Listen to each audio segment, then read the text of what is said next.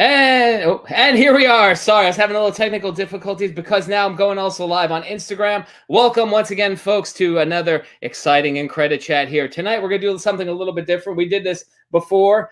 We had a video game. We had a panel talking about movies. Tonight, we're going to have a panel talking about video games. So what I did today was I brought on a couple of folks who are fans of video games and are fans, collectors, fan historians. Like we just had this, they were just going with the flow backstage before. So without further ado, we're going to get right into it. But first, let me bring in our old buddy, the relentless realtor who joins us here regularly on Incredichat, Vinny Reda. Hey, there he is. Welcome again, Vinny, to Incredichat.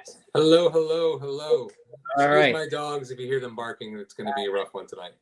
Listen, pet ownership, right? Let's bring in our next guests. We're going to start with, because I want to say this is going to be cool in the back. But first, I want to bring in a Nintendo fan historian. Welcome to Incredichat for the first time, Adam Panzer. Hey, welcome, Adam. Hey, everyone. Thanks for having me. And the first time in my life I was ever referred to as a Nintendo fan historian, but I'll go with it. Wait, listen, you're just giving us, you were schooling us backstage before. You were telling me about like prehistoric Nintendo, but we talk about that. Look, I know my hobbies. I'll give it that. I know my hobbies. Nice. And then we're also going to bring in now too our other buddy, and he is an intense collector. He knows everything about the business. You wait till you see his background, ladies and gentlemen. Matt Frey. Look at that collection behind him. Hi, this is not the first time I've been called a game collector. So you got that one right, Mike. So what is this? Somebody just asked on Instagram, what is this? It's video games tonight, right, Felix? So guys, so they know Vinny and me because we've been on here before. So I guess Matt and Adam, tell everybody watching a little bit about yourself and how did you get into being like uber fans of video games? Why don't you go first, Adam? I think you're billed first. Oh boy. Okay. It's just growing up. I was born in 1983. So I want to say I must have been 3 or 4 years old when I got the NES. My father at the time, I think before that, we had an Atari, we had a Sega Master System, and I don't know, I just liked video games. I became a Mario fan, a Zelda fan.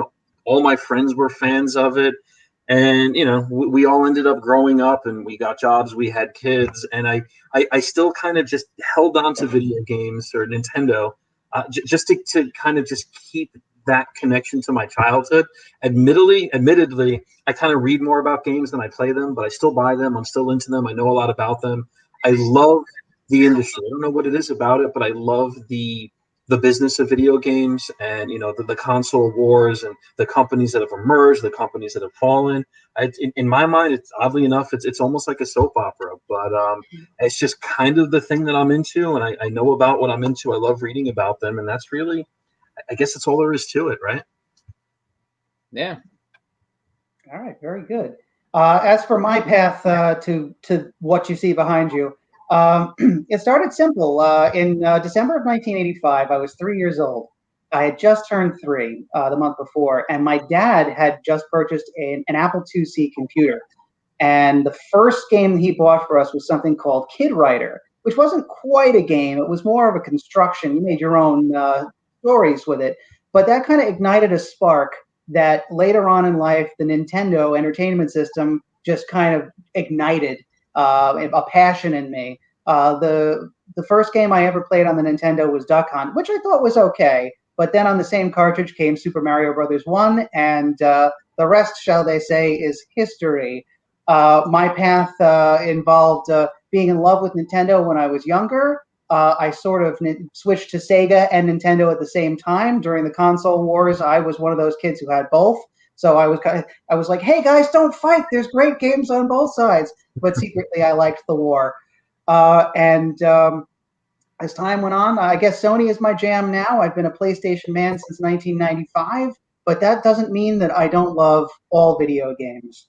Even Nintendo, which has disappointed me some in the past, but they get a pass because they invented the great Super Mario. There you go. And Vinny, what about you? What was your foray into video games? Very similar. Like I definitely started off like as an Apple II, Apple IIe playing Quark and like Lemonade Stand as a little kid. But I was actually an early adopter of the Sega Master System. My dad, for whatever reason, my dad was like anti-Nintendo, and I don't know really why. I'm born in '78, so like I'm 4 or 5 when this is starting to happen. Mhm. And I remember asking for a Nintendo for Christmas, and my dad was like, "That system's trash. You're getting the Sega Master System." And I was like, "All right, cool." So then I played Sega Master System for a long time, and then eventually did get a Nintendo because I was a brat and like begged my mom for a Nintendo.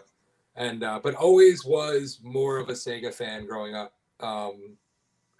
Still do have all my consoles, and from Sega Genesis to Sega CD to 32X to Sega Saturn to Dreamcast, like all of it. Yeah. And my background was similar to yours. I've actually been purging a lot of my inventory. Yeah, I think Sega's always been my favorite. Although my kids seem to appreciate, yeah, man. There it is. Nice. Yep. You have a master with a box and everything. Wow. Yeah, that's nice. Impressive. You don't see that too often. Oh wait, I got an archive for you then. And you know, like, and I'll just talk about my video game systems. Yeah. You know? So actually, the Sega Master System, this was my grandfather. So after he passed, because like he was into video games, and so I was able to get that. Look at that. That's not the original one, is it? No, this I think was a later release with the red gun. It was a gray gun originally, right? Nice. Yep. Yeah. Well, I'm gonna show you now. This is also my grandfather's. I have 2 of these, but this one I have. This is pretty much mint in the box, you know. And this is my first foray, as I enjoyed playing one of my favorite Saturday morning cartoons on this system, the Very Little Blue Smurf on. Ooh. Oh yeah. That was my first foray. But then, like you guys, Nintendo is really my the NES was my jam, you know. Back My mom threw out a lot of my stuff. Unfortunately, I'm still sore over it. My mother, thankfully. So, but I mean, so prior to, I guess, what was it, like the mid '80s, right? So you had Atari, you had ColecoVision, you know, Sega was out there, you know, Nintendo was there, in television. That was the other big one. I guess that was like in the very beginning, right? Yeah. But what do you guys think it was that you know, what was it about that Nintendo? Like, Matt, you were talking about Duck Hunt, and I can't believe you played Duck Hunt first. I mean, I'll tell you a funny Nintendo story with that one, but you played Duck Hunt first, like not Mario. But what was it about that system initially that was so awesome? You know, I mean, listen, I had Coleco, I had Mario with Donkey Kong, right? Because that's where he first showed up. What was it about that system? What do you think made that NES so awesome? So, anyone mind if I take this first? Because there's kind of a story behind this about how and why the NES was the NES. So, if you know, in the United States, Atari was like the big game system. And then in the 70s, you had the famous video game crash of the 70s where just Atari had spent an enormous amount of money developing, and it just kind of got too big too fast. It was a bubble that burst and everything crashed. In fact, there's an even more famous story about this Atari game, E.T., where it was this really, really terrible game. There's a documentary about this. And there's a myth, which turned out to be true, that there were like hundreds of thousands of ET cartridges that were buried somewhere in the desert because they couldn't sell them. But anyway, in the 70s, you had the video game crash, right? And it was kind of generally, the general thought at the time was that American kids just didn't like video games, that it just wasn't a thing that would catch on here. It was a fad. It was done. We're moving on. And Hiroshi Yamauchi, who was the CEO of NCL, which is the Japanese Nintendo parent company, he wanted they were having enormous success with what was called the Famicom system in Japan. And they wanted to bring it to the United States. And everyone thought it was going to be a catastrophic waste of money. Like, he really had to fight the board of directors to, do a major launch campaign to bring the Famicom system to the United States. But his logic was Japanese kids, American kids like video games. I don't understand why American kids don't like them. We're bringing the Famicom to the United States. So he did. They launched the Nintendo Entertainment System. They built a huge marketing campaign around it. They launched it in the States. And I want to say, I think it was within 2 or 3 years, Super Mario was more recognizable amongst the American population of children than Mickey Mouse. And the rest it was the year 1990 that stat came out. It was 1990 that I know that from David Sheep's Game Over. Okay, so then it was 5 years. It was 5 years. There you go. I stand corrected. Wow. So I mean, yeah, I didn't even know. I mean, I guess now Mario's more known than Mickey Mouse too, right? But I did not know that bit of information. But I mean, that first game, like, I mean, when you really look at this, I mean, it was pretty simple in comparison. When we were off the air, we were talking about the Nintendo 64 and the Mario World that game was, right? In comparison to what we initially played, like, you know, I mean, outside of, like, you know, the Mario games, like, and Zelda, of course, like, you know, there were a lot of really, like, crappy games for the Nintendo too. Oh yeah, it was a shovelware system as much as the Wii ever was. It's just you know, they were trying different ideas and it was hitting differently at a different time. There's a lot of garbage, as you say, on NES too. So credit where credit is due, I suppose. I have Nintendo is historically known as having excruciatingly high quality standards, so much so that they didn't just allow any game on their systems. And I don't know if you guys remember, there was a video game company called Tengen, Tengen, and there were games that they released, and they actually, if you pull one up, they got around Nintendo's very, very strict publishing guidelines by they actually published their own cartridges. And they look very different than the gray cartridges you're used to. There you go. There it is. I remember that. The reason why that exists in that way is because they were trying to find a way outside of Nintendo's rigorous production standard or quality control standards, which moving down the road ended up hurting the company. Because as we were discussing before we went live, that played a major part in why Nintendo lost a lot of third-party support, you know, going from the N64 to the Wii generation, because they just it was, you know, you had a new big player out there in Sony. And it was just easier and cheaper for these companies to get on board with the competitors than it was to build for Nintendo. And I'm still reading about, even now, it is very difficult apparently working with and you know, developing alongside Nintendo. They're just very, very strict. But again, it's one of the reasons why I love them. Top-notch quality. But yes, there was some shovelware on the NES. You talk about competition, and I mean, again, maybe some of the folks watching, I don't know about you guys, but so I pulled out the ColecoVision. And obviously there was the competition with ColecoVision and Atari and Intellivision. But the one cool thing, and unfortunately, I never got, but I always wanted as a kid. They had the expansion pack for ColecoVision, and with the expansion pack, you could then play Atari games on your ColecoVision. You know, so I mean, that would never happen now. Like, Nintendo would never be like, "Oh, we're going to put out something that you can play an Xbox game," or Sony's would be like, "Yeah, let's play Nintendo." Can you imagine the lawsuits that would come out of that one? Crazy stuff. So we're talking about, like, these crude old games. What were some of your favorites? Well, I'll take this one. As you can see behind me, I have Earthbound. Earthbound was a 1995. I'm going to give you this full screen so you can just, like, show your Earthbound. Oh, here we go. Here's Earthbound right up above me. Earthbound came in a big oversized box without knocking anything down. There you go. That's a heck of a lot bigger than your average Super Nintendo box, and that's because there's a strategy guide built in here. And that strategy guide was great. It was a lot of fun to read, even if you weren't playing the game. So yeah, Earthbound was one of my favorites, and it still is. It is actually my favorite game of all time. So I would say, and it's a very simple game. I think what makes it great is not necessarily the gameplay, but the story. As you go through it, on its surface, it's a very kid-friendly kind of thing. But if you start to dig below the surface, you start to see corrupt politicians. You start to see a bunch of other very adult themes that are just being played off as like cults, played off as funny. But it really hits differently. I played it when I was about 12. It hits differently at 38 than it does at 12. It grew with me. So I'll stop gushing about Earthbound now, and let me hand that over to Adam. What do you think, Adam? Favorite games of all? That's a difficult one. I'll give you a handful of games that I would say resonate with me the most, just in terms of the memories I have playing them.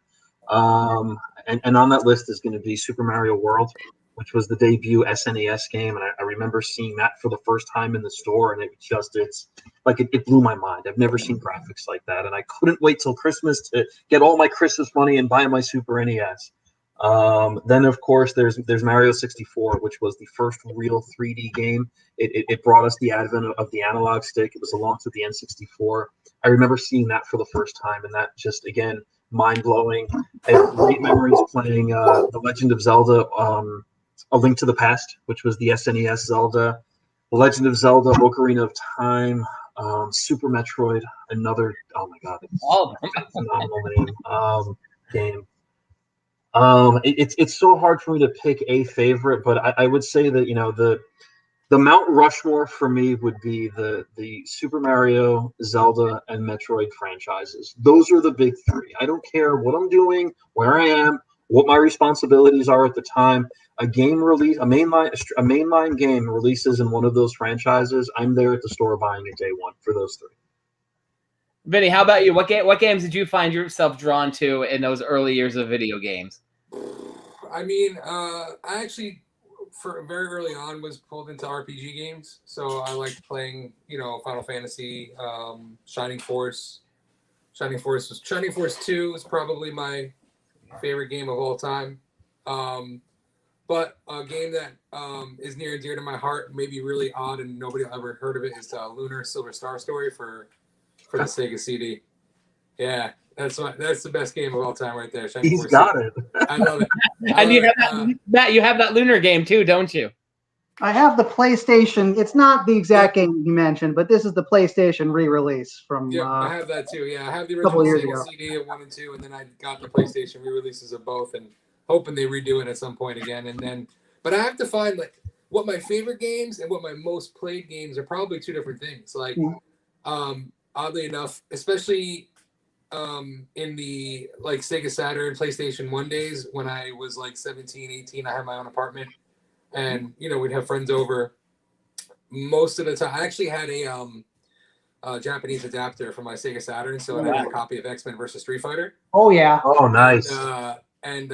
And just basically we would just have these like all night long tournaments with like 5 or 6 friends and like just yell at each other and be pissed. And between that and like probably like Mortal Kombat and Street Fighter, that was probably what we did. And then of course when N64 came out, GoldenEye, right? Yeah.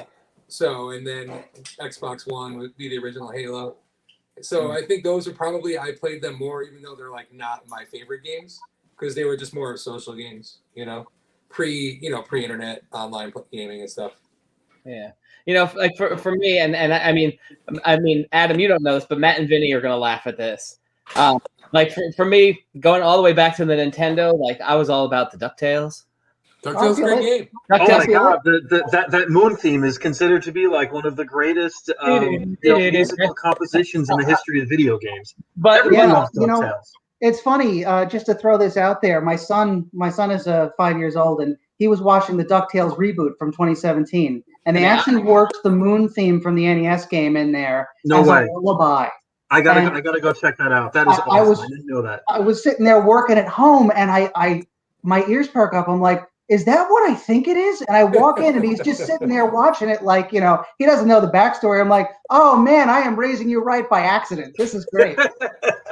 But like for me, a lot of my and even to this day, still like a lot of my video game purchases are based off of like, you know, established brands. Like I'm gonna play Batman. I'm gonna play, you know, DuckTales. They just announced a Muppets Haunted Mansion film. Like I have the Muppet Adventure, Muppet Man Monster Adventure, which is for PlayStation. I was like, I love that game because I get to play as the Muppets. Like who doesn't? Just be careful though, because it is, you know, among gamers, it is a known fact that generally licensed games are notoriously bad. Oh no, DuckTales is an exception. Exactly. You know, and especially in modern day gaming, licensed software is horrible. So just be careful there. Yeah. We have some comments here from the audience here. Let's go with this. James Richter, he says, and I actually have this for the Sega. I like Zombies Ate My Neighbors. Great game, a lot of fun. It's a stupid game, but it's a lot of fun. Joe Ryan, N64 is my favorite system. Mario 64, Donkey Kong 64, Legend of Zelda, I'm gonna mess this up. A crane? I don't know. Ocarina of Time. Ocarina of Time. I'm Just not- stop now, Mike. My Just girlfriend. My girlfriend told me anyways. Also, Majora's Mask. I remember going to the video store, renting Majora's Mask, and loving it. Loving it. They used to give you the expansion pack. Those were the days. And like that was a great time. And like you go, I have 3 days to play this game. Did it really happen, right? Oh, there it is, right? Here you go, Adam. Dave Sipe wants to know. I hear you guys talk about Mario Brothers. Where do you rank the Madden games? I mean, I have never played a Madden game before. I've never, and I'm not gonna.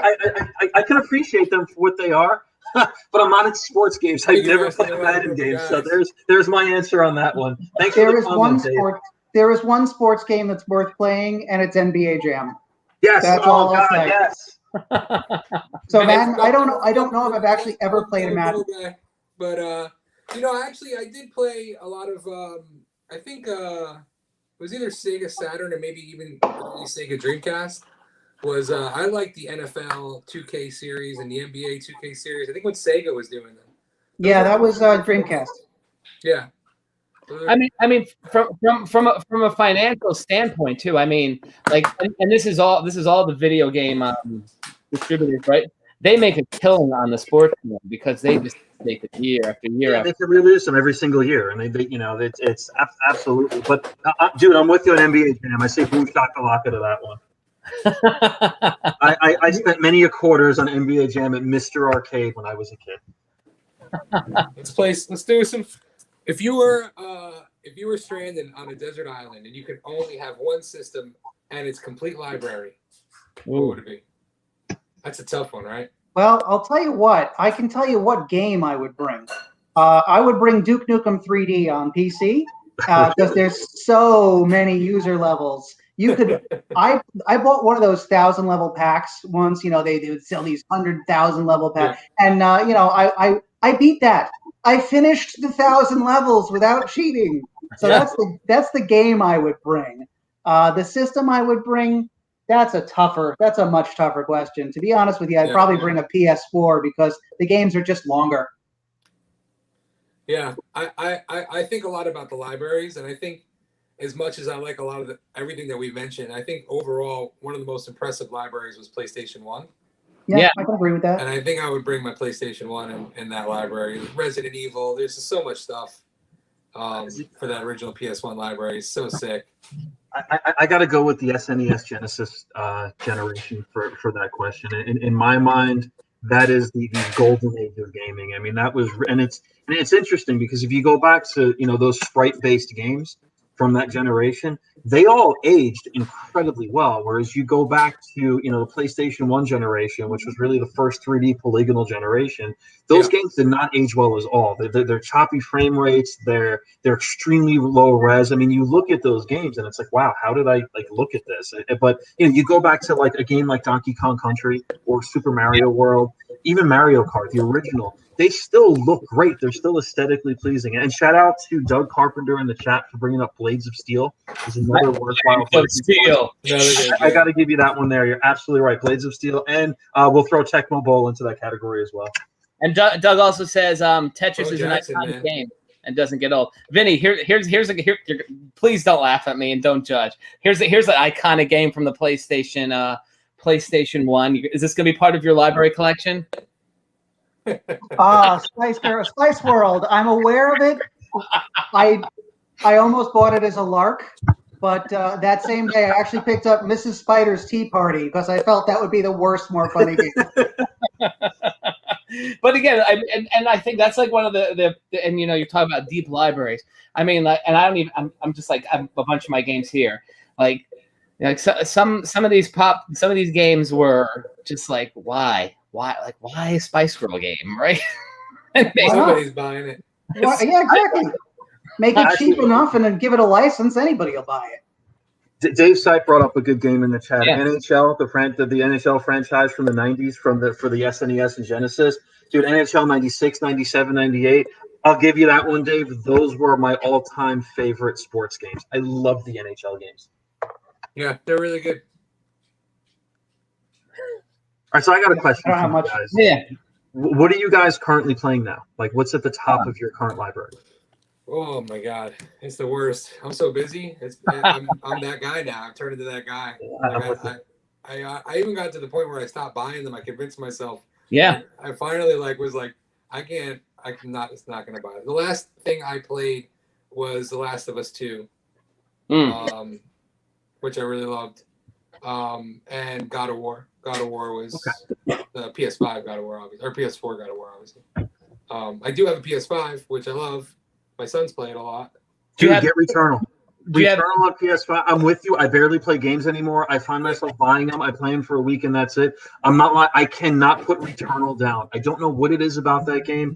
It just feels so great to play, and it's hard. It's not too amazingly hard, but that's the best game I've played in a very long time. I'll give it a shot. Vinny, which PS5 do you have? You have the one with like the downloadable one, or the one with the disc? The disc. The disc. Yeah. Good call. Good call. I think for my answer for this one, it is the incredible sequel to Action 52, Cheetah 2, the greatest Nintendo game ever made. No, I'm kidding. I'm not playing this garbage. I'm actually playing Final Fantasy IX. There was a remaster of that. I enjoy the Final Fantasy series quite a bit. I liked them a lot more when they were sprite-based back in the day. I think Final Fantasy VI is probably my second favorite game of all time. Yeah. But the PlayStation Final Fantasy 3 here, right? Final Fantasy VI. That is correct. It was released as Final Fantasy 3 originally in '94. But as time went on, America realized, wait a minute, we missed 3 of these games. Why did we jump from Final Fantasy 3 to Final Fantasy 7? Is this some sort of PlayStation trickery? And the answer was no. It just Square Enix, or I think they were just Squaresoft at the time, decided that we were too dumb for Final Fantasy V. We were actually also too dumb for Final Fantasy IV, so they dumbed it down a bit and made it very simple and gave it to us as Final Fantasy II. But yeah, I'm playing 9 right now, and it's a good remaster. I would recommend if you're hankering for some old school Final Fantasy, do yourself a favor and play 6 instead. But then when you're done, play 9. Gosh. Good advice. That's actually sound advice. So again, I like you guys. Time wise, I just video games. The last game I bought was Jedi Fallen Order. I heard that was really good. It was good. It's a fun game. I'm on this really deep Star Wars kick. We should do a Star Wars show one night. But I'm on a big Star Wars kick, so I'm like, yeah, I want to be a Jedi, so I bought that game. But listen, about how far I am again with games. I got Red Dead Redemption the Christmas it came out. I barely started.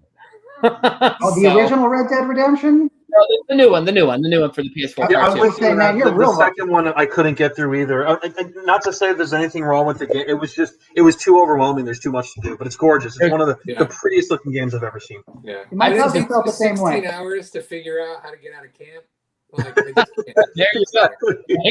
There you go. I could have finished the whole game in 16 hours. I don't want to spend that much time on one. Video games are a little bit too long for me. Yes. That's the. I have a son. You guys all have children too. It's difficult.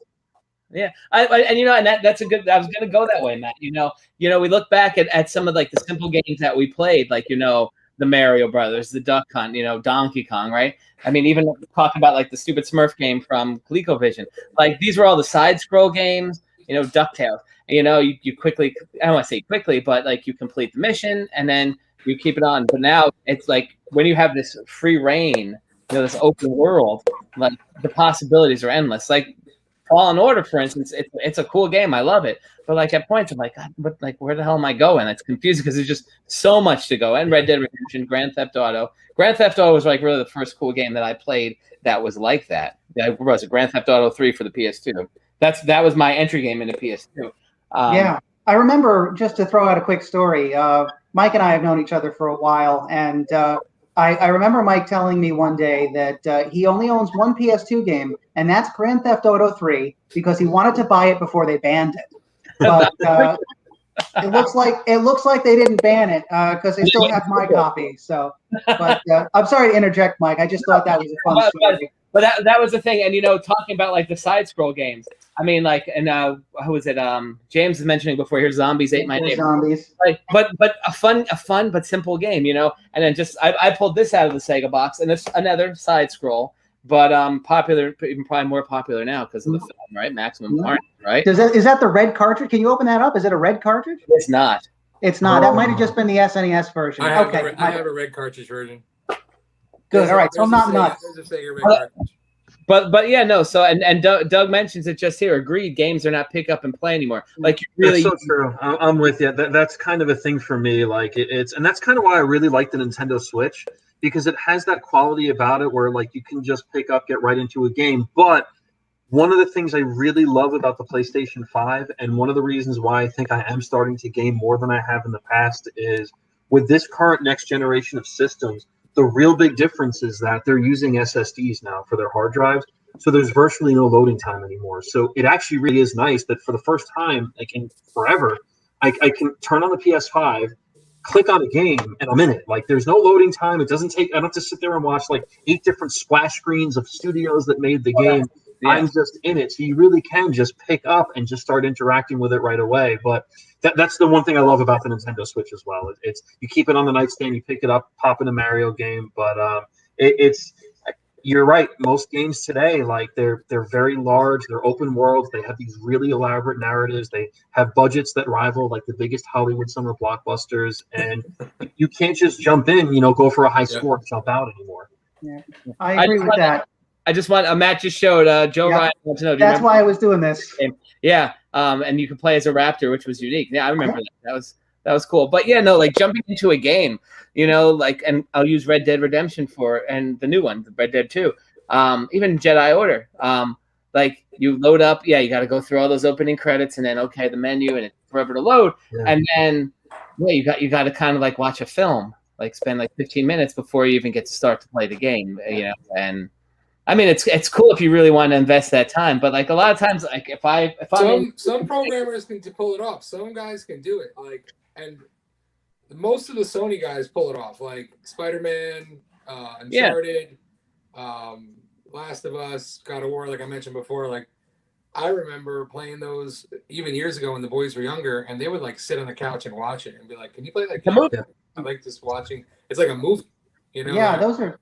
That's if you care about the storyline, but then you come across one where it's just, I just want to play the game. Yeah. Like, I don't care why. I think, was it Horizon Dawn Zero, something like that? Horizon Zero Dawn, yeah. Horizon Zero Dawn. That was free on it might still be free via. It's still there. It's I think it's free till the end of the month, I believe. It's a really good all right.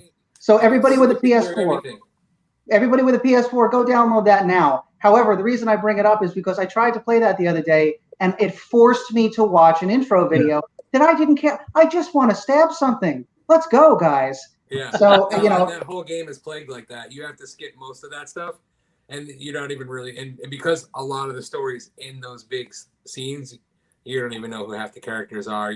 But the gameplay on that's a lot of fun. Yeah, it looks good. I never played it. But the other issue I encounter with some of these really like nice, elaborate, big budget story driven games is that they kind of like play themselves. Like I remember that like the modern Tomb Raider games. Like you press up on the controller, she jumps off a cliff, she rolls over something, she does this, she grabs onto this. It's not they're more like interactive movies. And I think what's the challenge is finding that really delicate balance. And the games that you brought up, The Last of Us, the Uncharted series, Spider-Man. Those games were all made by two of Sony's really now first-party, most premier developers, which is Insomniac Games and Naughty Dog. Which, especially Naughty Dog, they are the best in the business in terms of digital storytelling. But it's hard to find that delicate balance. So you have these really beautiful, story-driven games that. Yeah, but it's like playing a movie. It's not like playing a video game where you just feel like you have freedom to do whatever. And again, it's that pick up and play aspect of just picking something up and trying to go for that high score just because. I think that's becoming kind of secondary now to those big mainstream story-driven games. But that's just the direction of the industry. I think we're the issue, not the industry. We just got old. Well, I mean, look, I was going to say we went gray and we got kids. I mean, that's just if we were, if we didn't have kids or responsibilities, of course we'd want a game to go on for as long as possible. Well, and you mentioned that too about it's like almost playing. It's like a self-directed thing. Like, and again, I'm a big cartoon fan. I love Disney stuff. I remember the first. I don't even know which iteration it was, but the Kingdom Hearts game that was the initial release. I think it was for PS2, right? PS2, yeah. I bought that. I'm like, all right, this is cool because you get to like go into like Nightmare Before Christmas and Aladdin and all Final this stuff. Fantasy meets Disney, a hugely popular franchise. And it's huge, but like I'm playing it and I'm just like, what am I doing? Because it's like the characters aren't doing anything, and then you get to the cutscenes. I'm like, all right, this is cool. I never finished it, and and that's the thing. Well, and as a Disney fan, tell me you've played either Aladdin or Lion King for the Genesis or Super NES, which actually they recently released remastered versions of them for the modern systems. Yes, dude, Aladdin, what a fan. And talk about the exception to the rule that licensed games are generally crap. Aladdin was a fantastic game. Well, I remember getting like this. So I got this to Christmas. I got my Sega Genesis, and I remember all Christmas Day. I must have beat this game because it's not a really difficult game. It's a pretty. I remember when Sega rebranded with that red border on the things. Yeah. You got in late. I was going to say that was like '93 that they rebranded. We used to have the original look of the this black kind of. I don't know if that's coming up on camera. Yeah, that's another great Disney game, Castle Illusion. Which one? For whatever reason, Disney games seem to have escaped the curse of terrible. Well, maybe Tailspin's not the greatest example, but most of the time, I think it's. I think it's usually when Capcom is involved is when you get a good Disney game. But that's Capcom, another great company. Yep. Yeah. But yeah, no, I remember, and the quality of that Aladdin, and everybody made such a big deal about it because like they're like, they're like using the animation from the movie. Yeah. Capcom had that run of Marvel games too, like when they were doing the fighting games in the arcades, and they were doing the side scrollers for SNES. That was awesome. The X-Men, and they had a couple other ones. I think they had a Marvel Superheroes one, which I don't know how it ever escaped me. I've never played that game. It's very good, but honestly, if you have played Marvel vs. Capcom, you've kind of already played Marvel Superheroes. Here's another crappy Disney Genesis game. Why? That was a Club Sega title. It's for small children. For me, it was bonkers, and I love it. Fair enough. I get you. I'm guilty of that too. Mike has a type. You know what I mean? Like he just. There's a good. This wasn't too bad. That was a good brawler. Nice game. Yeah, it was a lot of fun. Me showing my stupid cartoon video games. Here, one more. But this one I had high expectations for. It was good. I didn't like that game. I remember Comic Zone. Everybody I still try to play that game. It's impossible. I remember that, and because like as a comic book fan, you're like, oh my god. That was great. Anyways, we got a couple more. Grand Slam Comedy says Adam Panzer's in the house, and I challenge Panzer to a game of Pong. Yeah, Pong is a little before my time, but I will. I'll accept the challenge. And then I gotta ask, Adam, as a Panzer, have you played Panzer Dragoon ever? Actually, I haven't because I never had a Sega Saturn. I ended up with a Sega Dreamcast. Nobody's perfect, Adam. I believe but I don't know that it ever came out for Switch. There's supposed to be a remaster of Panzer Dragoon. Actually, looked really cool. But did I ever? I'm not sure if that ever came out yet. No, I don't think it did. But I remember them announcing that too, and I was excited about it. I was about to point out that Matt Casper says the Sega Aladdin game had cell animation made specifically for it, and that was Lion King, right? It shows. Was it rotoscoping or am I crazy? No, that was like Prince of Persia. Never mind. There's a couple of great franchises that like went to the wayside, and Panzer Dragoon is one of them. I think they just according to what I'm looking at, Panzer Dragoon was released on March 20th, 2020. It's out $24.99 for on Nintendo eShop. I might buy this game. It's one of the best on the Sega Saturn, or so I'm told. My Sega Saturn tastes tend to veer more towards fighting games like Guardian Heroes or Fighters Megamix or Virtua Fighter. If you're into that kind of thing, you're in good hands with that game. Guardian Heroes is a great game and not very well known, and they never really did anything with it except out of that one game. See, it came out again on Xbox Live a couple of years later, but yeah, you're right. And there was a Game Boy Advance sequel of sorts, but really? it is hot garbage, and that's why you don't know about it. I'm still waiting for a Gunstar Heroes remake. See, you guys are that's long overdue. That was a popular title. I love you that guys are game. talking about these, and I have no clue what these games are because there was not a Saturday morning cartoon tied. So Doug Carpenter asked a great question about music and video games, classic scores. I'm going to have to say Final Fantasy VII for that. I think that soundtrack is what definitely made that game. If you like falling asleep, that soundtrack was excellent. But I would go back a title to Final Fantasy VI if I was going to listen to tunes to rock out to. Yeah, I don't remember. I can't think of specifically one that I would say really stands out to me. I guess I'm just not as good with the music. I mean, how can you? Lunar Silver Story had one of the games. I mean, it was pretty mellow, but music was a big aspect of that game. I don't know this one, but Mike Morano says best music in a game, Chrono Trigger. I could get behind that. Yeah. I could get behind that. That is a respectable choice. Chrono Trigger might be just one of the best games overall. Like it's just like Chrono Trigger is one of the. How's it going, Mike? I'm glad you just stopped by. Thanks for the support. I remember Chrono Trigger, one of the most popular RPGs ever in terms of soundtracks and games. I'm gonna go with Final Fantasy VII, Legend of Zelda, Ocarina of Time, and the Metroid Prime soundtrack was really good. Oh, you went with Prime and not Super Metroid. I can. It's a not the obvious choice, but I can respect that, Adam. I'm going to give this to you. I was going back and forth in my head a bit, but I at the end of the day, I think I had to choose Prime. I think that's the soundtrack I've listened to most. But honorable mention, close second, Super Metroid. All right. What about handhelds? What's your single favorite handheld? Oh, jeez. That's a tough one, Adam. I got to think about this one. Yeah, I was never a huge handheld gamer. Like, should I give you the cop out and say Nintendo Switch? Definitely not my favorite handheld, but you're better than that. I still have my PSP, and it works. I got my Vita, which is pretty awesome. What is that, Vinny? It's a PS Vita. I don't even know. But I really liked. I found the system that my favorite after all of them was the Game Boy Advance SP. I love the Game Boy Advance SP. Actually, my kids lost one. This was like 10 years ago. We couldn't find it forever. And it was springtime, and I was mowing the lawn. Oh, wow. And something whipped out of the side of the lawnmower. Oh, no. And I found it. It was in the yard the entire winter. I plugged it in. The thing still worked. Wow. No way. Yeah, You know what that reminds me of? There was a story about the Gulf War in 1991. Nintendo Power I know where this is going, and I've seen it. Yep. I've seen the article. Nintendo. It's exactly what it is. I believe that this Game Boy actually is on display at a Nintendo At World. Nintendo World, yes, it is. Yep.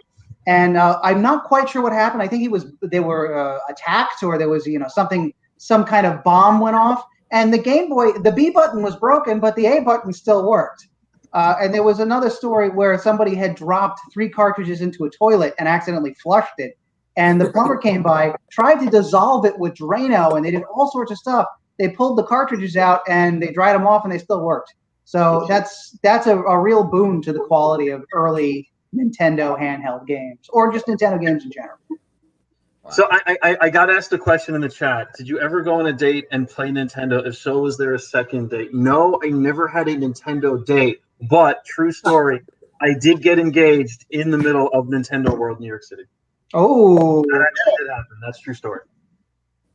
I respect it. Now, my wife's not a gamer, so she would have been like, "Why are you doing this?" It would have been the equivalent of doing it like Macy's or something for her. Matt Casper was saying, I guess this is more back to the music. Soul River, from Soul Reaver to Defiance, Legacy of Pain, that have great soundtrack. Soul Reaver was a great game that they never pulled out of never came back in like PS3 or PS4. That's a Legacy of Kain Soul Reaver series was really great. And then Doug Carpenter writes, the PSP was the first to offer so much, but never took off like it should have.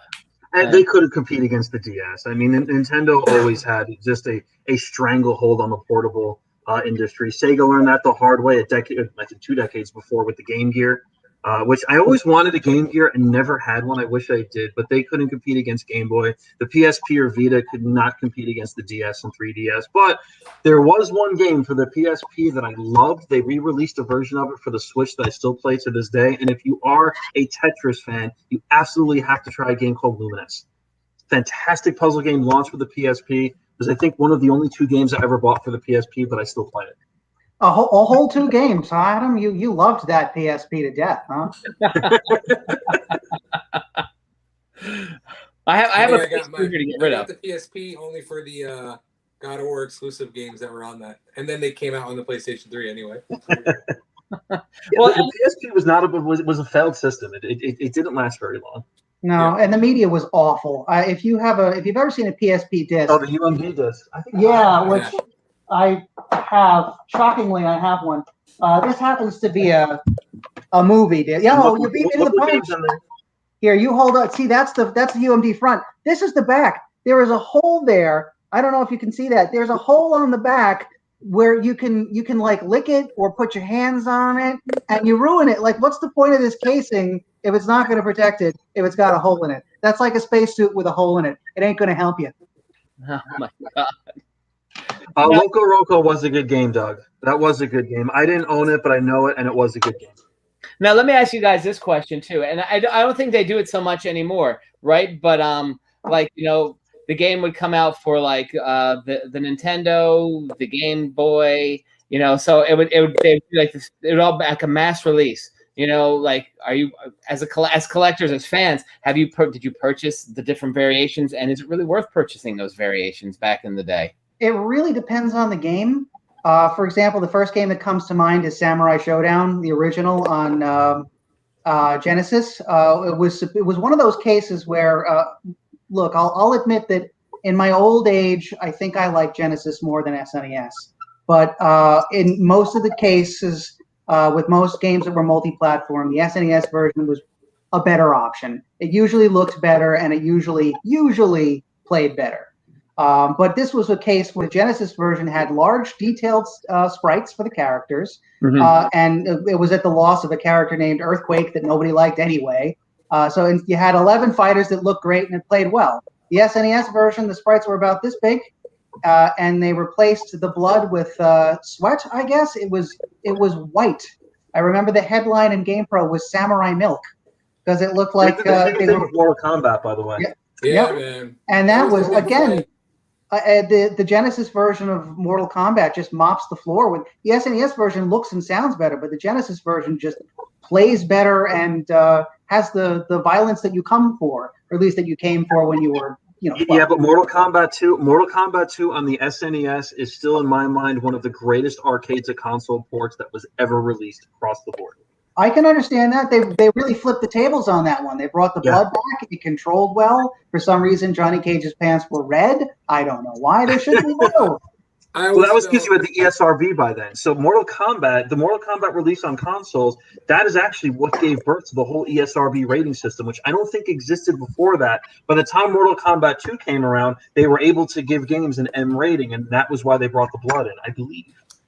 I remember being pretty having those arguments in high school about what was better, Genesis or Super Nintendo. In those days, you really only had the one system, like you were lucky to get, and so you had to live by the one you had, whether you really believed it or not. But I wasn't that guy. My parents, all I asked for was video games, and when they said, "Don't you want something else?" I said, "No, please, I'll just get that for me." So I was a kid on the fence, but you're right. Most people were one or the other. I had an SNES. I only had an SNES, and I will tell you from a technical standpoint, the SNES was definitely far superior to the Genesis. But it didn't have blast processing. It didn't have blast processing. I knew this was going to come up. No, but it had Mode 7 mapping. Here's the thing, guys. Blast processing is real. The Genesis processor was, almost twice as fast. The CPU was almost twice as fast as the SNES. It's the only aspect of the Genesis that's superior technically to the SNES. That was what they referred to as blast processing. Really? That's funny. Yep. I used to feel, because when in the 90s, fighting games were the big thing. Like that was Oh yeah. big cultural craze. I always felt that the Sega Genesis controller played better personally as for fighting games. But hold on. If you were big in the fighting scene, forget controllers. You had to get the arcade stick, and the Super Nintendo had the greatest arcade stick. I disagree with you, sir. As a pad fighter who has been to several tournaments in his life, and I didn't go 0-2. I actually beat one guy once. And then got my butt handed to me on stream, so I'm glad they saved me for that. But the times are different now. I'm talking about in the 90s, before the days of streaming and online gaming. You went to your local arcade, and there was a line. There was a line on the Mortal Kombat machine. There was a line at Street Fighter 2 or Super Street Fighter 2 or Street Fighter 2. Took 20 years to get to 3.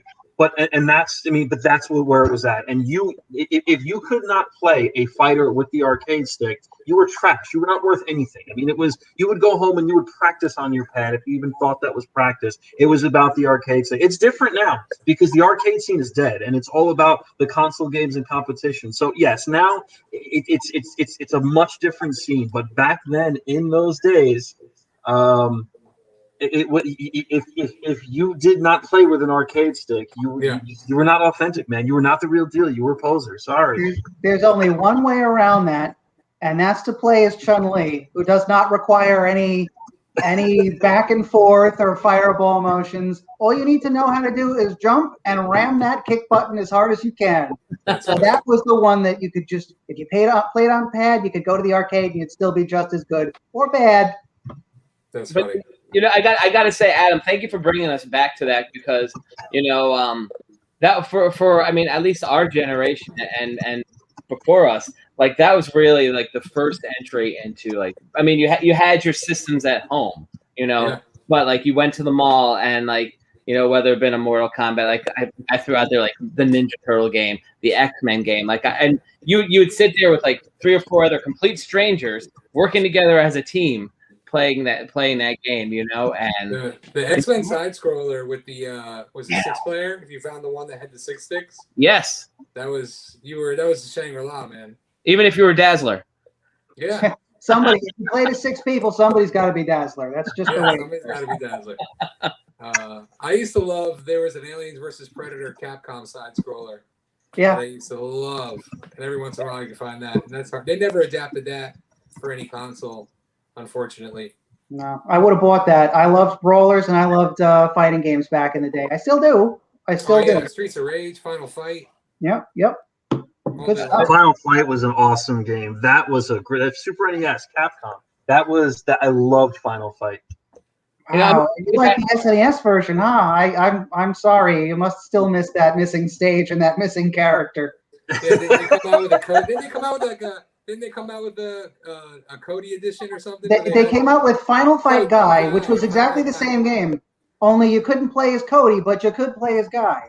So you got one character at the expense of another, and it was all in Japanese. It was a Blockbuster exclusive, and I'm still kicking myself for not buying it when I saw it pre-owned because it goes for hundreds now. Does it really? Yep. Another just to throw it out there because we got about 7 minutes left, and I want to get this on camera. This is Christmas Nights. Oh, nice. And that was also you can't see the sticker, but I did pick this one up from Blockbuster when it went on sale. So let that be a lesson to you folks. If you get a time machine, always buy the used games from Blockbuster. So Christmas Nights is Blockbuster. Or rent them and never return them. Yeah, well, there you go. I should have done that. Well, that was the thing. So yeah, as we get ready to wrap up. So I mean, the future of gaming. I mean, we could definitely do this again because I mean, gaming goes on and on and on. But the future of gaming, Adam, you were talking about Oculuses earlier. I mean, this is like in my mind, and virtual reality is really the next evolution in gaming. So basically, you had. But prior to VR, I mean, I think the last really truly big push in gaming was that N64 generation when you went from 2D to 3D. And since then, I mean, all the way up from then until now, the textures have gotten better. The stories have gotten more elaborate. The worlds have gotten more open. The games look prettier. They sound prettier. They're more complex. But the way you interact with them largely hasn't changed. And virtual reality, it really does bring about that change. The only problem is, and they're still trying to work it out, is motion sickness with it is a real thing. And that's kind of been the barrier to VR going mainstream. I saw someone brought the KFC console, which is surprisingly a real thing. But virtual reality is, I think they're still working out the kinks, and they're figuring out how to get around some of those aspects regarding the motion sickness. But if you haven't tried it, you absolutely have to. And kudos to Oculus, who have done a great job in finally really breaking VR into the mainstream. I was an adopter of the PSVR. I never got into PC VR because I just couldn't build the rig that I really wanted to for it. But since getting the Oculus, I haven't touched the PSVR again. The fact that it's wireless, talking about that pick up and play aspect of it. If you have not tried an Oculus Quest, absolutely do it. Even for the social aspects of it, fantastic medium. But yeah, hands down, virtual reality is the future of gaming. Yeah, and I mean, you go into the malls now. So we talked about arcades. Like the new arcades are those virtual rides, those virtual Oculus. You go, like I know here in Poughkeepsie, where I am, you go in the mall there, and on the corner they got the rides, Oculus, all that stuff. So this is the future of the arcade. I mean, before you know it, we are going to be in a Matrix world, where we're just be sucked into our technology and living like that. Crazy stuff when you think about it. Yeah, I have a more grim vision of what gaming is going to be, and my answer is Assassin's Creed, Assassin's Creed, Assassin's Creed. That's already what it is. They're just going to keep releasing the same games over. We're kind of at a crossroads right now. We have great stuff like the VR games that are pushing boundaries, and then we've got stuff that's just the same re-releases over and over again with different grass textures in a Madden game, or it's Assassin's Creed again. I think we're at a crossroads here. We have great indie games. We have great, VR stuff. We have stuff that's really pushing the envelope, either creatively or technically. And then we have the same that sells 1 million copies. So I see a future where we either go down that same road again, or maybe maybe the creativity and the envelope pushing stuff. Maybe that is what finally wins out the war. Who knows? Or we just have the same stuff. Those bubbles eventually burst. I mean, remember Guitar Hero, and like how every 3 months they were releasing new Guitar Heroes, and then it finally died. Assassin's Creed will hopefully die soon. They're just milking too much out of it. And I say this as someone who enjoys Assassin's Creed, but I'm not sure that I want to enjoy it for another, once a year for another 15 years. Yeah, I'm with you on that. It's too much. I think I don't know exactly how the industry will evolve, but I do think it will begin to continue to encroach on Hollywood and cinema.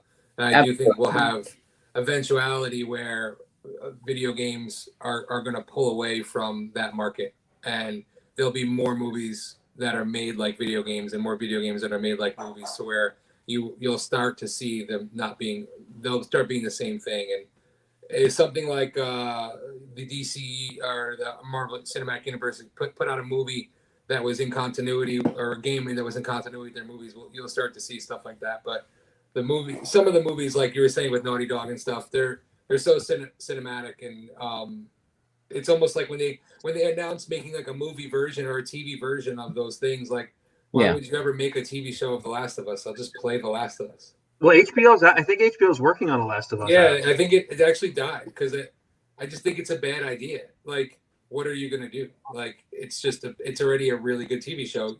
You just have to use a controller.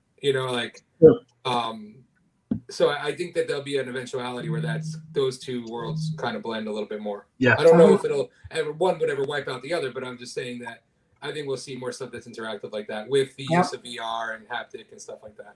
And we're seeing that there's a couple of Netflix shows that are interactive now. It's kind of like it's simple. It's like a choose your own adventure. Some of the stuff my son watches, it's like, you can choose to go left or right or whatever it is.